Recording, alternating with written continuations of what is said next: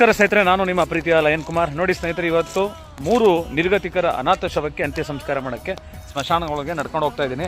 ನೋಡಿ ಸ್ನೇಹಿತರೆ, ಎಷ್ಟು ಜನ ತೀರೋಗಿದ್ದಾರೆ. ಹುಟ್ಟಿದ ಮೇಲೆ ಒಮ್ಮೆ ಸಾಯಲೇಬೇಕು, ಇಲ್ಲಿಗೆ ಎಲ್ಲರೂ ಬರಲೇಬೇಕು. ಆದರೂ ಸ್ವಲ್ಪ ಜನಕ್ಕೆ ದುಡ್ಡು, ಅಹಮು, ನಾನು, ಸ್ಟೇಟಸ್ಸು, ಲೆವೆಲ್ಲು, ಅಹಂಕಾರ, ದುರಹಂಕಾರ, ಅವ್ರ ಮನೆ ಇವ್ರ ಮನೆ ಹೊಡೆಯೋದು, ಕಂಡವ್ರ ಬಗ್ಗೆ ಮಾತಾಡೋದು, ಕಂಡವ್ರನ್ನ ಹಾಳು ಮಾಡೋದು. ನೋಡಿ ಸ್ನೇಹಿತರೆ, ಈಗ ತೀರೋಗಿರುವಂಥ 3 ಜನಕ್ಕೆ ಸಂಸಾರ ಇದ್ದೇ ಇರುತ್ತೆ. ಹೆಂಡತಿ ಮಕ್ಕಳಂತೂ ಖಂಡಿತ ಇದ್ದೇ ಇರ್ತಾರೆ.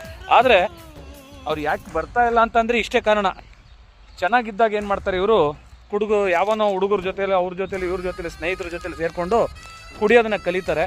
ಹೆಂಡತಿ ಮಕ್ಕಳು ಬಿಡ್ತಾರೆ. ನೋಡಿ, 3 ಗುಂಡಿನೂ ತೋರಿಸ್ತಾ ಇದ್ದೀನಿ. ನೋಡಿ ಸ್ನೇಹಿತರೆ, ಈ ಕೆಟ್ಟದನ್ನ ಕಲ್ತ ಮೇಲೆ ಯಾರೂ ಇವ್ರಿಗೆ ಬೆಲೆ ಕೊಡೋದಿಲ್ಲ, ಒಂಟಿಯಾಗಿ ಹೋಗ್ತಾರೆ. ನೋಡಿ, 3 ಗುಂಡಿನೂ ತೋರಿಸ್ತಾ ಇದ್ದೀನಿ.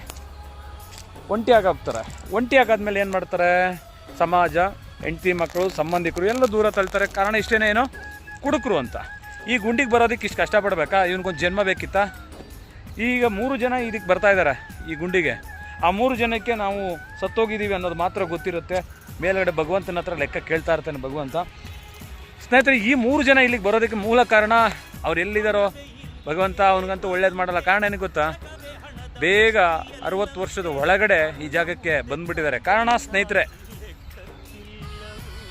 ಸಿಗರೇಟ್ ಸೇಯೋದು ಕಲಿಸ್ಕೊಡೋನು, ಎಣ್ಣೆ ಹೊಡಿಯೋದು ಕಲಿಸ್ಕೊಡೋನು, ಜೂಜು ಮಸ್ತಿ ಕೆಟ್ಟದನ್ನು ಕಲಿಸ್ಕೊಡೋ ಯಾರು ಅಂತ ಕಲಿಸ್ಕೊಡ್ತಾರಲ್ಲ, ಅಂಥ ಸ್ನೇಹಿತರ ಜೊತೆಯಲ್ಲಿ ನಿಮ್ಮ ಸಹವಾಸವಿದ್ದರೆ ಬೇಗ ಇಲ್ಲಿಗೆ ಬರ್ತೀರಾ.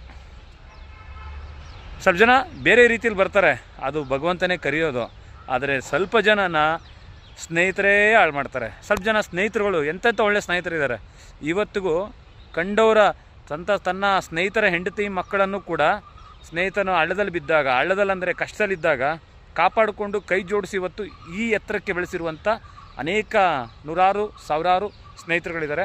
ಆ ಸ್ನೇಹಿತರ ಬಗ್ಗೆ ಮಾತಾಡ್ತಿಲ್ಲ. ಮನೆ ಹಾಲು ಕೆಲಸ ಮಾಡಿಕೊಂಡು ಸ್ಮಶಾನದಲ್ಲಿ ಬಂದು ಅಲ್ಲಿ ಇಲ್ಲಿ ಕೂತ್ಕೊಂಡು ಎಣ್ಣೆ ಹೊಡೆಯೋದನ್ನ ಕಲಿಸ್ಕೊಟ್ಟು, ಹೆಂಡತಿ ಮಕ್ಕಳಿಗೆ ಅನ್ನ ಹಾಕ್ಬೇಡ ಅಂತ ಹೇಳ್ಕೊಟ್ಟು, ಬಾರೋ ಮನೆಗೆ ಹೋಗಿ ಹೆಂಡತಿ ಮಕ್ಕಳ ತಾಳಿನ ಕಿತ್ತಾಕೊಂಡು ತಗೊಂಡ್ಬಾ, ನೀನೊಬ್ಬ ಕುಡ್ಕಂತ ಪಟ್ಟ ತಗೋ, ನಾನು ಚೆನ್ನಾಗಿರ್ತೀನಿ, ನೀನು ತಂದು ದುಡ್ಡನ್ನ ನನಗೆ ಕೊಡು, ನಾನು ಕುಡಿತೀನಿ, ಚೆನ್ನಾಗಿ ಮಾಂಸ ಬಿರಿಯಾನಿ ತಿಂತಾ ಇರ್ತೀನಿ, ನೀನು ಬೇಗ ಈ ಜಾಗಕ್ಕೆ ಬಂದುಬಿಡು.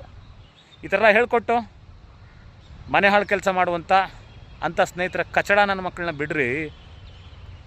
ನೋಡಿ, ನಿಮ್ಮ ಹೆಂಡತಿ ಮಕ್ಕಳನ್ನ ಬಿಟ್ಬಿಟ್ಟು ಇಲ್ಲಿಗೆ ಬರ್ತಾಯಿದ್ದೀರ. ಈಗ ಶವ ಆ್ಯಂಬುಲೆನ್ಸಲ್ಲಿ ಬರ್ತಾಯಿದೆ, ನಮ್ಮ ಹುಡುಗ ಎತ್ಕೊ ಬರ್ತಾಯಿದ್ದಾನೆ. ಏನು ಉಪಯೋಗ ರೀ? 60 ವರ್ಷದೊಳಗೆ ಹೋಗಿ ಇಂಥವ್ರು ಯಾರಲ್ಲಿ ಕುಡಿಕೊಂಡು ತಿನ್ಕೊಂಡವ್ರಿಗೆ ಒಂದಿನ ಹಾಸ್ಪಿಟ್ಲಿಗೆ ಹೋಗಿ ನೋಡ್ರಿ. ಅಯ್ಯೋ, ಜೀವ ಹೋಗಬಾರ್ದು, ಎಷ್ಟು ಲಕ್ಷ ಕೊಟ್ಟರು ನನ್ನನ್ನು ನೀವು ಕಾಪಾಡ್ಬಿಡಿ ಅಂತೇಳಿ ಡಾಕ್ಟ್ರ್ ಕಾಲ್ನಲ್ಲಿ ಹಿಡಿತಾರೆ. Doctor, I am very sorry, ನಿಮ್ಮನ್ನು ಮೇಲ್ಗಡೆ ಒಬ್ಬ ಭಗವಂತನೇ ಕಾಪಾಡಬೇಕು ಅಂತ ಹೇಳ್ತಾರೆ. ಯಾಕೆ ಗೊತ್ತಾ? ಅವನ ಪ್ಲ್ಯಾನ್ ಇಲ್ಲದೆ